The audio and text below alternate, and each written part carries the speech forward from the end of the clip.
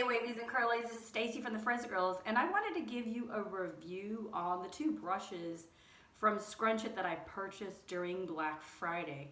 I wanted to let you know what I thought of each brush and how it worked for my hair, because today was wash day. So this is the first brush I purchased. This is the Scrunch It Flex brush, and as you can see, it flexes. And this was about $7 during Black Friday. I'm gonna rate this a 3 out of 10. It wasn't terribly bad, but it wasn't that great. I felt it felt really weird when I was running it through my hair in the shower to separate and clump my hair. Because this bends and this brush is kind of light, I didn't really like it that much. I mean, it did its job of getting the leave-in through my hair and getting clumps to separate, but it was kind of awkward because it, flexes. So it was kind of flexing on me. It was kind of lightweight. So I technically wouldn't recommend this for anyone as an adult, but it might be a good brush for a kid's hair. So if you've got kiddos that have wavy curly hair, this might be a good brush because it kind of flexes around. It might be a good brush for them to practice brushing their hair with.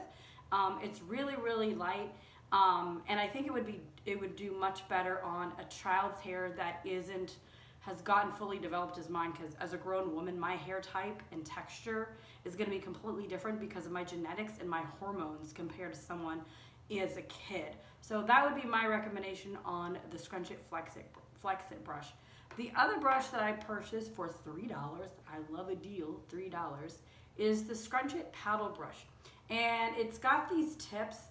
They recommend, if you have wavy curly hair, to get the brush with tips, but if you're a type 4 hair, so if you have type 4 A, B, or C, they recommend you do not get the tips for your brush to be used on your hair.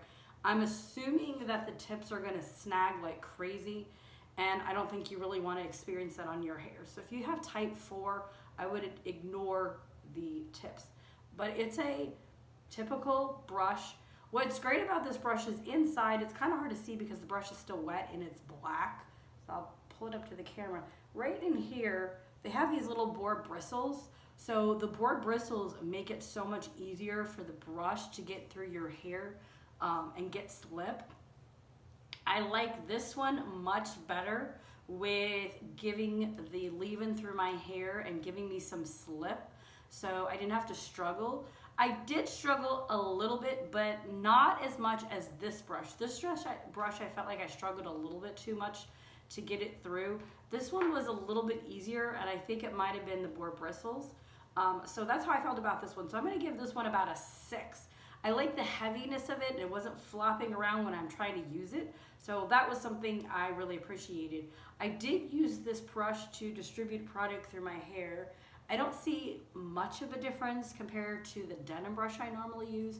So I think it did pretty good.